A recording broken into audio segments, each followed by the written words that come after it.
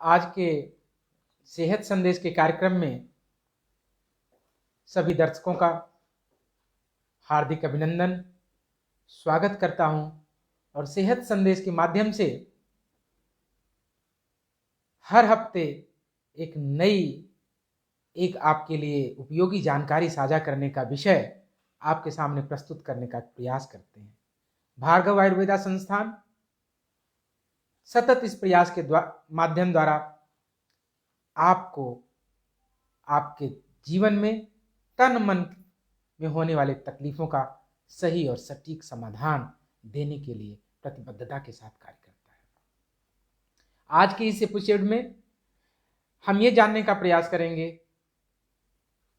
कि आयुर्वेद का योगदान आपके जीवन में किस तरह से बीमारियों को ठीक करने में मदद कैसे करता है, और मदद भी जो होती है वो किस प्रिंसिपल पर कैसे काम करती है। कौन कौन से तौर तरीके होते हैं जो आयुर्वेद का विशेषज्ञ, आयुर्वेद का ज्ञानी, आयुर्वेद में कार्य करने वाले लोग किस तरह से उसको अप्लाई करके आपके जीवन में जुड़ी हुई तकलीफों का सरल और सटीक समाधान कैसे देते हैं। सेहत संदेश का ये कार्यक्रम सदैव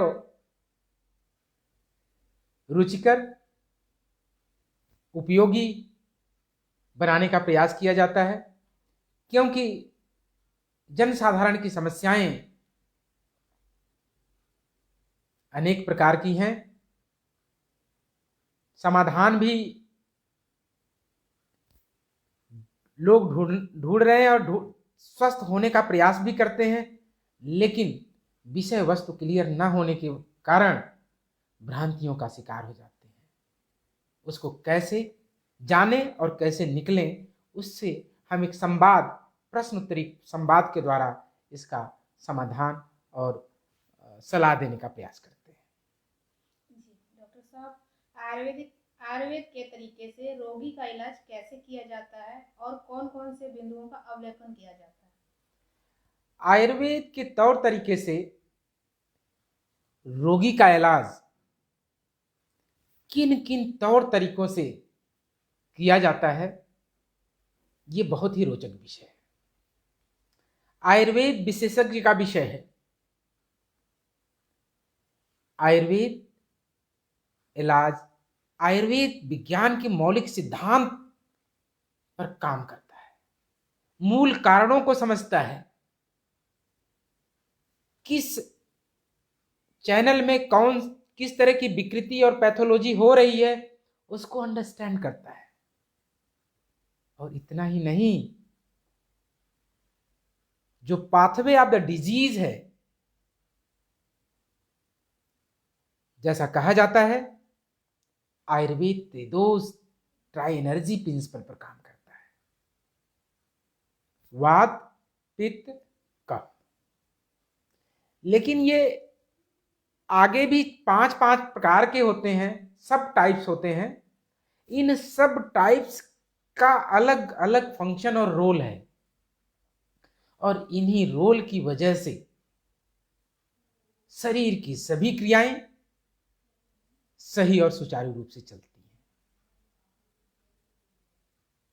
लेकिन जो ट्राई एनर्जी है, जो आयुर्वेद का मौलिक सिद्धांत है त्रिदोष, उसमें चाहे वक्त के काल के प्रभाव से, इन्वायरमेंट के इफेक्ट से, या हमारे खान पान की स्थिति की वजह से उसमें डिस्टरबेंस आ जाता है, इम्बैलेंसेस आ जाते हैं, तो रोग का कारण बन जाते हैं। जो प्राइमी फेसिया में, प्रथम दृष्टया में वैद्य क्या करता है, अवलोकन करता है कि विकृति का प्रकार क्या है। विकृति के प्रकार को जब वो समझ लेता है तो इलाज का प्रारूप आसान देता है, और समझ जाता है कि क्या क्या आपके खान पान में बदलाव करना है, क्या क्या आपके लिए उचित आहार है, क्या क्या आपके लिए उचित दवा है, क्या क्या वो आपके लिए जड़ी बूटियां का फॉर्मुलेशन है, वो कैसे आपके लिए उपयोगी हो सकता है। ये मौलिक सिद्धांत ट्राई एनर्जी की इम्बैलेंस को अंडरस्टैंड मात्र करने से ही इतनी व्याख्या हो जाती है, इतनी जानकारियां हो जाती हैं। लेकिन पैथोलॉजिकल स्टेट पर पहुंचने के लिए जो ट्राई एनर्जी है, उनके पांच पांच भेद हैं। यानी इस तरह से समझने का प्रयास कीजिए कि वात के 5 भेद, प्राण, उदान, समान, अपान, व्यान। उसी तरह से पित्त के 5 भेद, रंजक, साधक, पाचक, भ्राजक, आलोचक। ये पित्त के 5 भेद होते हैं। इनकी भी अपनी एक, इसी तरह से कफ के 5 भेद होते हैं, अवलंबक, बोधक, क्लेदक, तर्पक, श्लेष्मक। ये कफ के 5 प्रकार हैं।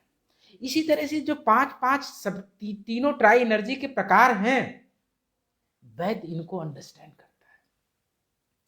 इनके स्ट्रेस में स्थिति में, इनके तनाव ग्रसित हो जाने के कारण, क्योंकि बेसिक ट्राई एनर्जी उसी से ये पोषक होता है, और बेसिक ट्राई एनर्जी में डिस्टर्बेंसेस, इम्बैलेंसेस इनकी सब टाइप्स में डिस्टर्बेंस पैदा कर देता है, और यही सब टाइप्स में डिस्टर्बेंस रोग का कारण बन जाता है, फंक्शनल डिस्टर्बेंसेस का कारण बनता है।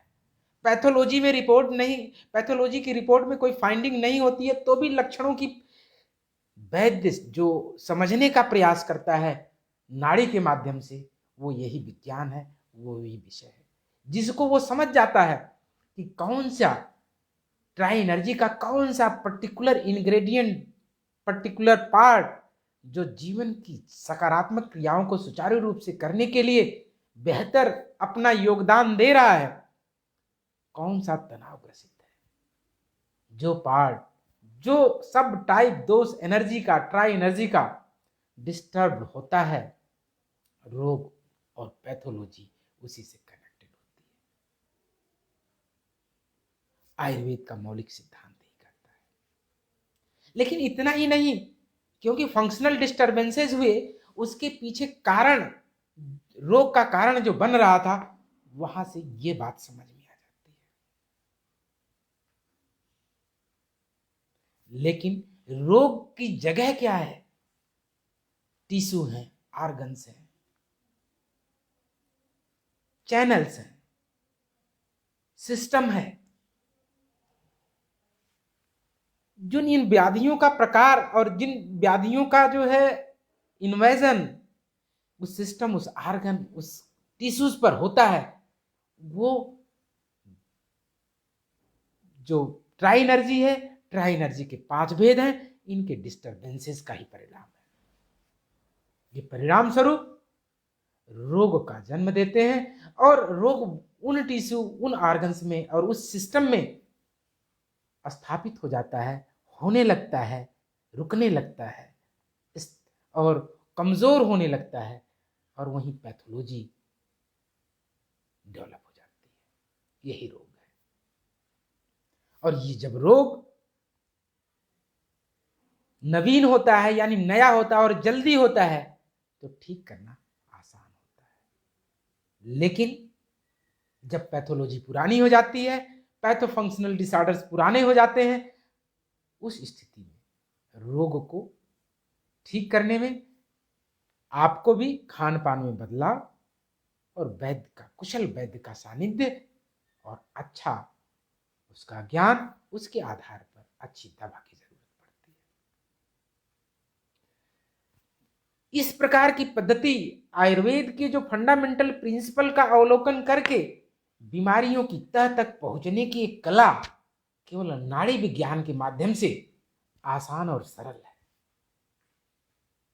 बड़ा अद्भुत सा लगता है जब नाड़ी देखकर वैद्य रोगी का रोगी के शरीर में घटित होने वाले सभी घटनाक्रम का जब वो केवल नब्ज की हरारत द्वारा ही उसका ज्ञान कराता है तो रोगी को बड़ा सरप्राइज होता है।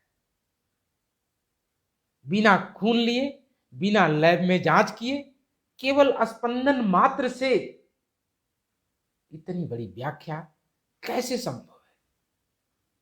ये आयुर्वेद विज्ञान का मौलिक सिद्धांत है। ये आयुर्वेद विज्ञान की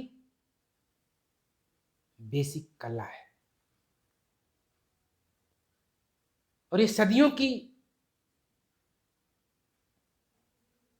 एनलाइटेड मास्टर द्वारा संकलन है जो आज भी बड़ा व्यवहारिक और प्रायोगिक है। लोगों के जीवन में बहुत सरलता देता है और कुशलता देता है। बीमारियों से लड़ने और निकलने के लिए बड़ा आपका मददगार है और कठिन से कठिन, जटिल से जटिल रोग को सामान्य करने में, पैथोफिजियोलॉजिकल डिस्टर्बेंसेस को सामान्य करने में सक्षम भी है, सफल भी है। इसी सिद्धांत को लेकर भार्गव आयुर्वेदा संस्थान आयुर्वेद को वैज्ञानिकता के दृष्टिकोण पर नाड़ी मूल्यांकन करना और रोग से, पैथोलॉजी से उसको कनेक्ट करके आपकी डाइट में हर्बल इंग्रेडिएंट्स द्वारा, हर्बल फॉर्मुलेशन द्वारा सही और सटीक इलाज देने के लिए प्रयास करता है, जिसमें जो रोगी बात को सही ढंग से खान पान में बदलाव करते हैं, अपने जीवन शैली में बदलाव करते हैं और सही इंग्रेडिएंट्स का प्रयोग करते हैं राइट प्रोपोर्शन में, रोग बल के हिसाब से सफलता भी मिलती है।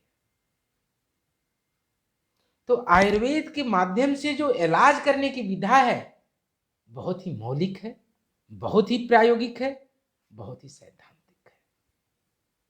क्योंकि इसका प्रचलन व्यवहार में कम मिलता है, इसलिए थोड़ा इस अतिशयोक्ति का भी विषय होता है।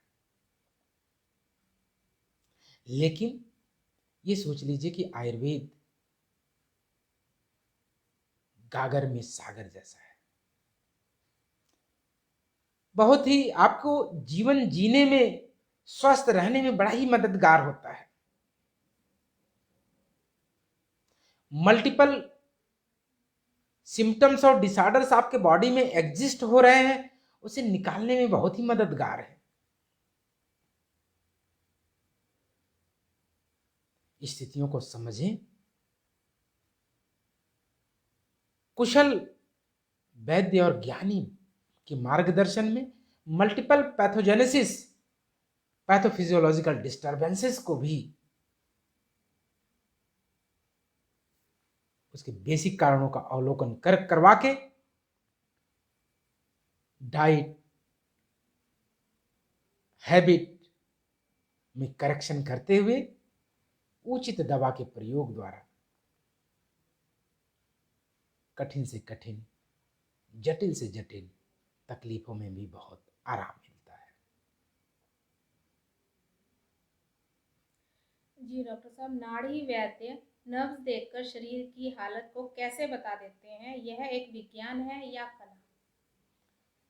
नाड़ी विज्ञान ये कला भी है, देखने की कला है, और नाड़ी विज्ञान, नाड़ी देखना ये टोटली विज्ञान आधारित फैक्ट्स है। जीवन की साक्ष्य को प्रस्तुत करने वाली नाड़ी, जिसको जीवन साक्षिणी धमनी कहते हैं, branchial artery, radial branchial artery, ये कला कैसे है और विज्ञान कैसे है, और ये कला और विज्ञान का जिसके अंदर समन्वय हो जाता है, कोऑर्डिनेशन एस्टैब्लिश कर लेता है, वही नाड़ी देखने का अनुभवी व्यक्ति बन जाता है। मैं अपने अनुभव को साझा करने का प्रयास कर रहा हूं कि विज्ञान को, और क्योंकि मैं नाड़ी को भी अच्छी तरह से समझ लेता हूं, उस स्पंदन मात्र को अंडरस्टैंड करके पैथोलॉजी और डिस्टरबेंसेस को अंडरस्टैंड कर लेता हूं और विज्ञान को भी समझता हूं। इसलिए दोनों को एक भाव से, उसके समन्वय को, आप लोगों को समन्वय के जो प्रारूप है उसको साझा करने का प्रयास कर रहा हूं। रेडियल ब्रैंकियल आर्टरी जो है, जीवन को साक्ष्य को प्रस्तुत करती है। उसमें अलग अलग लेवल पर अलग अलग प्रेशर क्रिएट करके अलग अलग स्पाइक्स नजर आती हैं, फीलिंग्स आती हैं, स्पाइक्स की फीलिंग्स आती हैं, और उस फीलिंग्स को कंसंट्रेट होकर अलग अलग लेवल पर अलग अलग उसका व्याख्या है। जीवन साक्षणी धमनी का जो अपर लेवल है, सुपरफिशियल लेवल है, उससे केवल रोग किस प्रकार का शरीर में हो रहा है, किस ट्राई एनर्जी से कनेक्टेड है, किस तरह का शरीर लक्षणों की अभिव्यक्ति कर रहा है, और किन किन आहार का कारक है, ये सब का जो है पता बताता है। अजूबा नहीं है, बिल्कुल व्यवहारिक है। दूसरे लेवल पर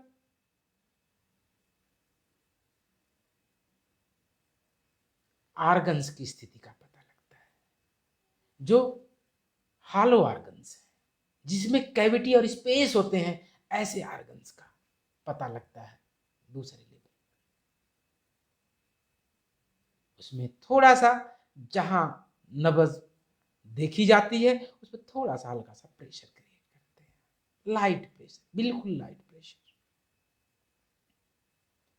जिससे आर्गन्स में होने वाले बदलाव की अनुभूतियां होती हैं। वो कैसे? स्पाइक्स मात्र से आपको कैलिब्रेशन करना पड़ता है, वो व्याख्या खुद की नहीं होती है, व्याख्या स्पाइक्स की होती है। नाड़ी से केवल स्पंदन मिलेगा, व्याख्या आपकी साइंस से होगी। लोग सोचते हैं केवल नाड़ी स्पंदन क्या है? स्पंदन केवल वो फीलिंग है, स्पंदन वो प्लेस है जिसको विज्ञान से कनेक्ट करके,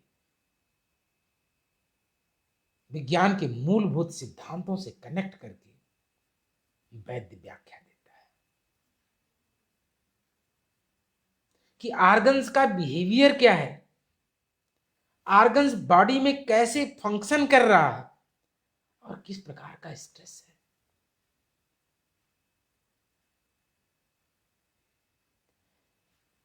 सब टाइप ऑफ दोषा की एनर्जी को फील करने के लिए थोड़ा और प्रेशर क्रिएट करते हैं, जिससे ये अनुभूतियां होती हैं स्पाइक्स की, कि कहां कहां इन पंचभेद पर जो पॉइंट्स हैं, उन पंचभेद के पॉइंट्स पर कौन सा स्पाइक्स कहां पर स्ट्राइक कर रहा है। जो स्ट्राइक जहां स्ट्राइक करता है, ये सोच लीजिए कि पैथोलॉजी का कारण वही है। उस पैथोलॉजी को, कारण को जब बात समझ में आ जाती है स्पाइक से, फिर इसके बाद अगला लेवल है टिश्यूज लेवल। टिश्यूज लेवल का बात करें तो उसमें जैसे रस, रक्त, मांस, मेद, अस्थि, मज्जा, शुक्र, आर्त, इनकी फीलिंग्स, इनके प्लेसेस स्पाइक से ही कैलिब्रेट और कनेक्टेड होते हैं। है तो विज्ञान, लेकिन देखना एक कला है। कला और विज्ञान, इन दोनों को जानने के लिए एक साधना है, कंसंट्रेशन है, कैलिब्रेशन है। जहां पर जिन धातुओं में, धातुओं को कहें प्लाज्मा, रस मीन्स प्लाज्मा, ब्लड मीन्स रक्त, मेद मीन्स फैटी टिश्यूज, मांस means muscular tissue, nerve means मज्जा टिश्यू, आर्तव एंड सुख रिप्रोडक्टिव टिश्यूज, बोन टिश्यूज, अस्थि, ये सभी ये इंटर रिलेटेड है। साइंस वही है, देखने का, समझने का सिद्धांत दोनों का अलग अलग है। आयुर्वेद के सिद्धांत के मुताबिक टिश्यू लेवल पर जहां स्पाइक्स स्ट्राइक करती है, जिसके अपने अपनी जगह और स्थान विशेष हैं, स्पाइक्स जिन जिन बिंदुओं पर स्ट्राइक करती है, वह उसको कैलिब्रेट करता है विज्ञान से। इसलिए विज्ञान को जानना अति आवश्यक है, कला को भी सीखना अति आवश्यक है। दोनों का समन्वय स्थापित कर देंगे तो नाड़ी का विज्ञान विकसित हो जाता है। और इस विधि द्वारा दोनों हाथ की, राइट और लेफ्ट, दोनों हाथ का ऑब्जर्वेशन करके शरीर में होने वाले बदलाव को, शरीर में होने वाले गतिविधियों का जो एबनॉर्मल है, उनको अंडरस्टैंड किया जा सकता है। ये नाड़ी विज्ञान का महात्म है, विशेषता है और एक सिग्निफिकेंट अप्रोच है। क्योंकि बहुत सारी बीमारियां जांच रिपोर्ट में नहीं आती हैं, आती हैं तो बहुत देर से आती हैं। ऐसे रोगी तड़पता है, परेशान रहता है, अपने दिन दैनिक के जीवन में इतनी कठिनाइयों का सामना करता है और परेशान रहता है। कभी कभी तो उसको ऐसा भी लगता है रिपोर्ट में कुछ भी नहीं आ रहा है, फिर भी क्यों तकलीफ है। इन चीजों का समाधान फंडामेंटल लेवल पर, एलिमेंट फर्स्ट स्टेप पर बेहतर और सफल लेना है तो आयुर्वेद बेहतर है, जिसके लिए आपको डाइट में बदलाव करना है, हैबिट में बदलाव करना है और कुछ हर्बोलॉजी के इंग्रेडिएंट्स द्वारा उसको करेक्ट करना है। क्योंकि आयुर्वेद में कंपाउंड फॉर्मुलेशंस होते हैं, वो भी काम करते हैं, सिंगल हर्ब्स भी पूरी उतनी ही काम करती है। विषय यह है कि इसकी कैसी एक्सपर्टीज है, कौन विषय को कितनी गंभीरता से अवलोकन करके मानव मात्र की सेवा के लिए काम करता है। इस रहस्यमय विषय को व्यवहारिक और प्रायोगिक, आसान और समाधान के दृष्टिकोण से देखा जाए तो आयुर्वेद बहुत ही सरल है और सफल है, जो आपके जीवन में तन मन की दोनों की तकलीफों को काफी हद तक समाधान देने में सक्षम है और पूरी तरह से सफल भी है। केवल लोग जो है थोड़ा कमी करते हैं, दवा खाते हैं तो परहेज नहीं और परहेज करते हैं तो इलाज नहीं। किसी चीज को डिफीट करने के लिए, चाहे व्याधि को डिफीट करने के लिए, इरेडिकेट करने के लिए, उस पे होलिस्टिक अप्रोच मीन्स अगर डाइट से जो चीज रोग का कारण बन रही है उसको ठीक करना है। जो रोग मूलक फैक्टर हैं, आयुर्वेद के सिद्धांत के मुताबिक ट्राई एनर्जी को बैलेंस करना है। सब टाइप ऑफ जो ट्राई एनर्जी है उसको रिलैक्स करना है, उसकी फंक्शनलिटी को नॉर्मल करना है, और जिन टिश्यू और ऑर्गन्स पर उसके प्रभाव हो चुके हैं और हो रहे हैं उनको प्रभाव रहित करना है, उनको ताकतवर बनाना है, उनके वजह से जो वहां पर पैथोलॉजी डेवलप हो रही है उसका निराकरण करना है। इस केवल आयुर्वेद के माध्यम से, आयुर्वेद के तौर तरीके से ही संभव हो सकती है। जी डॉक्टर साहब, क्योंकि आयुर्वेद का विज्ञान और उसका एप्लीकेशन और एप्लीकेशन करने का तौर तरीका, यूं समझिए कि नाड़ी, विज्ञान, कला, दवा और वैद्य का वो ज्ञान जो ट्राई एनर्जी को इम्बैलेंस करने वाले आपके आहार हैं, आपकी हैबिट है, वो भी नब्ज की ट्राई एनर्जी से कनेक्ट करके बहुत सारे लोगों को वैद्य देखते ही बता देता है। क्यों बताता है? कि वात वृद्धि है तो कहता है वात कारक आहार बंद कर दो। जैसे वात कारक आहार क्या है? दही, छोले, राजमा, कड़ी चावल, उड़द की दाल, या देर से पचने वाली चीजें। वायु कारक आहार कम से कम लेना चाहिए। जिसके शरीर में वायु की प्रवृत्ति हो रही है, वायु का ट्राइडोसिक एनर्जी जो है इम्बैलेंस का कारक बन रही है, तो इसका मतलब ऐसे फूड को, ताकि जिन कारणों से वो चीज एग्रावेट हो रही है वो आपके डाइट से आना बंद हो गई। आधा तो समाधान वही शुरू हो गया। जो बचा खुचा समाधान रहा बैलेंसिंग के लिए, जहां जहां इंपैक्ट, जहां जहां कमी आई है उसको स्ट्रेंथन कर दिया, और जो पैथोफिजिकल फिजियोलॉजिकल डिस्टर्बेंसेस थे उसको नॉर्मल कर दिया।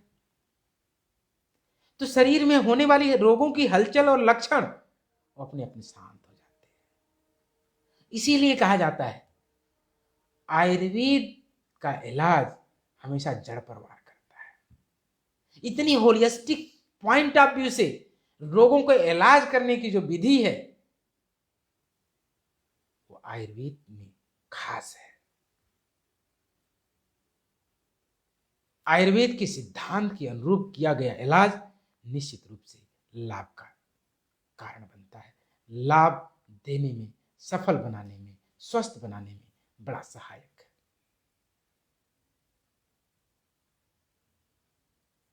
तो आयुर्वेद को अपनाएं, अपने तन मन को स्वस्थ और सुंदर बनाएं।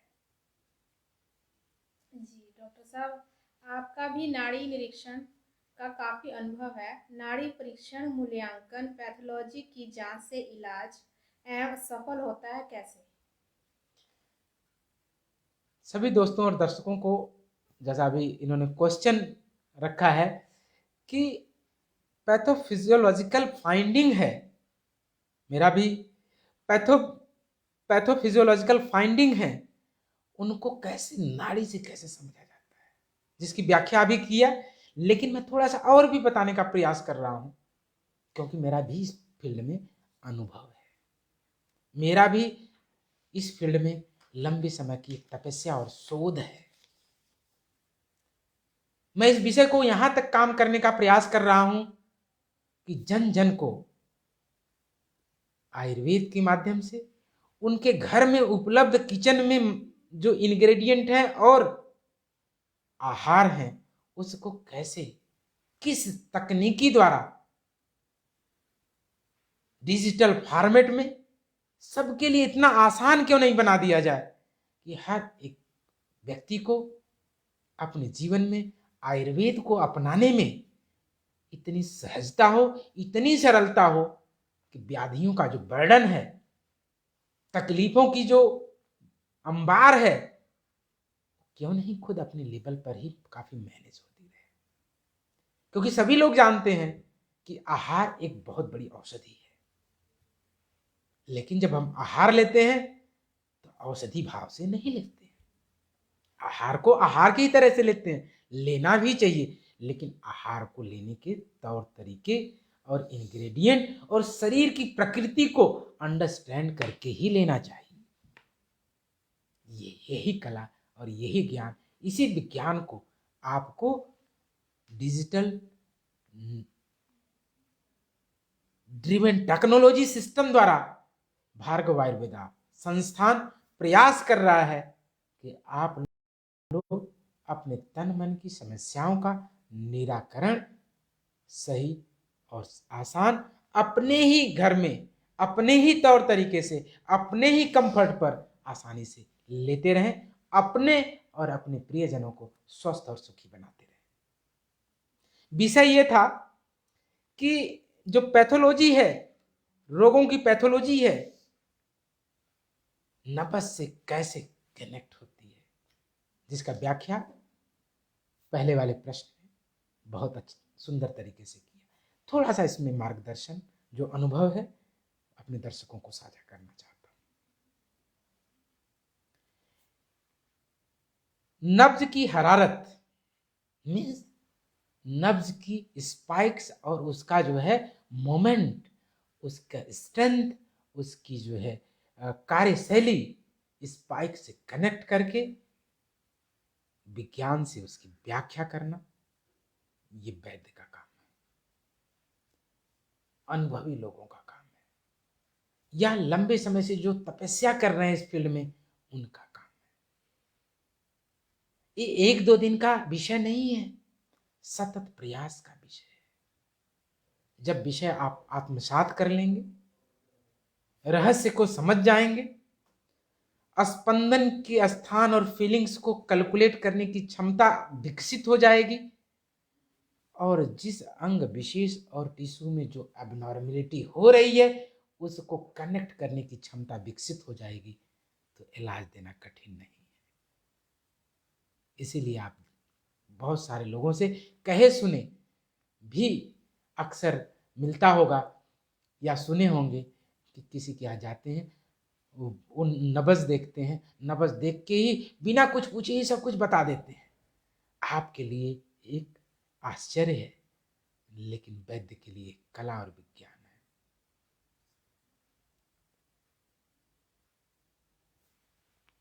इस विषय में पैथोलॉजी का कैलकुलेशन, फंक्शनल डिसऑर्डर्स का कैलकुलेशन, विज्ञान, कला, अनुभव के कोऑर्डिनेशन से होता है। और बहुत सारे ऐसे डिजीज और पैथोलॉजी, फंक्शनल डिस्टरबेंसेस बॉडी में तन मन के जो हैं, वो आयुर्वेद नाड़ी के माध्यम से समझ जाता है। इसलिए प्रतिकार और रेमेडीज बहुत आसानी से कनेक्ट कर देता है,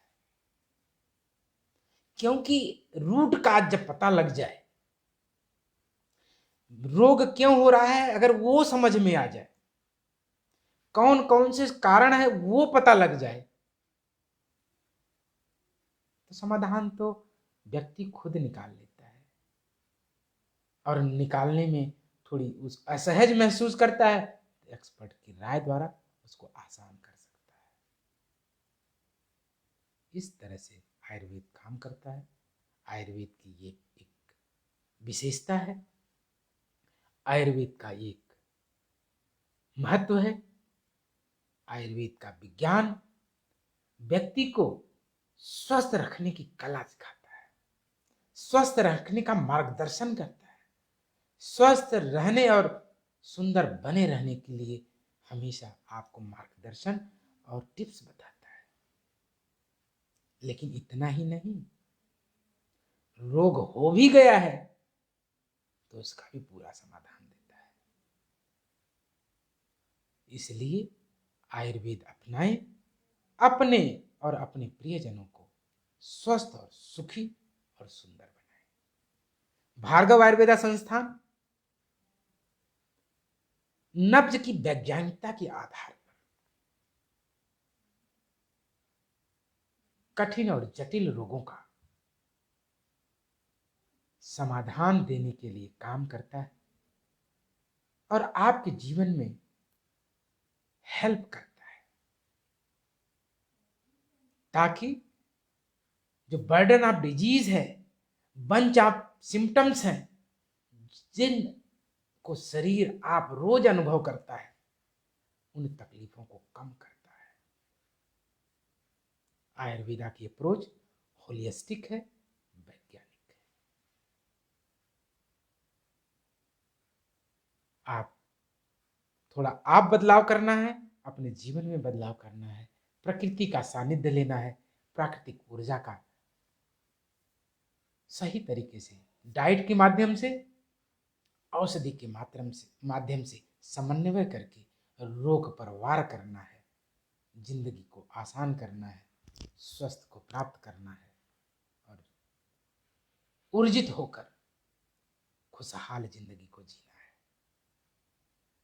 भार्गव आयुर्वेदा संस्थान सेहत संदेश के कार्यक्रम के माध्यम से हर शनिवार को 12 बजे से इस लाइव प्रोग्राम को आपके विषय में, आपकी रोजमर्रा की जिंदगी से जुड़ी हुई तन मन की समस्याओं के समाधान को बताने का प्रयास करता है। इस सेहत संदेश कार्यक्रम का आप सभी लोग हिस्सा बने और ये वैदिक विरासत ज्ञान की परंपरा को जन जन के लिए उपयोगी बनाकर खुद भी स्वस्थ रहें, अपनी कम्युनिटी वेलनेस के लिए काम करें। भार्गव आयुर्वेदा संस्थान सेहत संदेश नाम की एक पत्रिका का भी विमोचन करता है। सेहत संदेश नाम की पत्रिका का हिंदी त्रैमासिक इसका भी प्रकाशन करता है, ताकि कुछ विषय ऐसे हैं जिसको गहराई से अगर नहीं समझा जाए तब तक उसका अमल नहीं करना चाहिए। उस विषय के भाव को, विषय के गंभीरता को आलेख के माध्यम से, आर्टिकल के माध्यम से कुशल अनुभवी वैद्य विशेषज्ञों द्वारा संकलन करके प्रकाशन करता है, जिसका ऑनलाइन सदस्यता आजीवन फ्री है। केवल आपको सेहत संदेश .com पर जाना है, सब्सक्राइब करना है। सब्सक्रिप्शन आपका आजीवन के लिए मुफ्त है, और वहीं किताब के बाद जैसे हम किताब पढ़ते हैं, उसी तरह से इस पत्रिका के एक एक आर्टिकल का अपनी कन्वीनियंस के हिसाब से अपने गैजेट्स और कंप्यूटर में खोलकर पढ़ सकते हैं और अपने लोगों को शेयर करके भी जो विषय है उसको आलोक में लाकर, उनके ज्ञान में लाकर उनको भी स्वस्थ, सुखी, सुंदर बनाने में आपका प्रयास सार्थक हो सकता है। तो दर्शकों, जो लोग भार्गव आयुर्वेदा संस्थान से दूर से दूर हैं, आने में असमर्थ हैं, उनके लिए भी भार्गव आयुर्वेदा संस्थान वैदिक निदान टूल बनाया हुआ है। वैदिक निदान लिंक वेबसाइट पर यह उपलब्ध है। जो लोग हमारे संस्थान से आयुर्वेद के माध्यम से अपनी तकलीफों को कम करने में, लड़ने में और निकलने का प्रयास कर रहे हैं, वो लोग, ऐसे अभिलाषी लोग वैदिक निदान लिंक के माध्यम से अपनी समस्या बिना पूछताछ किए भी दर्ज कर सकते हैं। उनका समाधान हमारे हेल्थ कोच और डॉक्टर्स आपकी मदद करेंगे। जरूरत होगी तो हम भी आपका मदद के लिए उसमें समाधान और वार्ता और वीडियो कॉल कंसल्टेशन द्वारा आपका समाधान देते हैं। तो बैरियर वो दूरी नहीं है, बैरियर आपका संकल्प है, बैरियर आपका अनभिज्ञता है, बैरियर आपका आलस्य है। इनका परित्याग करें। सही और जानकारी के लिए भार्गव आयुर्वेदा के माध्यम द्वारा वैदिक निदान लिंक के थ्रू अपनी समस्या हमारे तक पहुंचाएं। हम आपकी मदद करने के लिए प्रतिबद्ध हैं, तत्पर हैं। हमारी पूरी टीम आपकी मंगलमय स्वास्थ्य की कामना करता है। आज के लिए सेहत संदेश के इस कार्यक्रम का विराम देते हैं। फिर अगले शनिवार को इसी समय फिर आपसे रूबरू होंगे। तब तक के लिए सभी दोस्तों और दर्शकों को मेरा हार्दिक अभिनंदन और नमस्कार।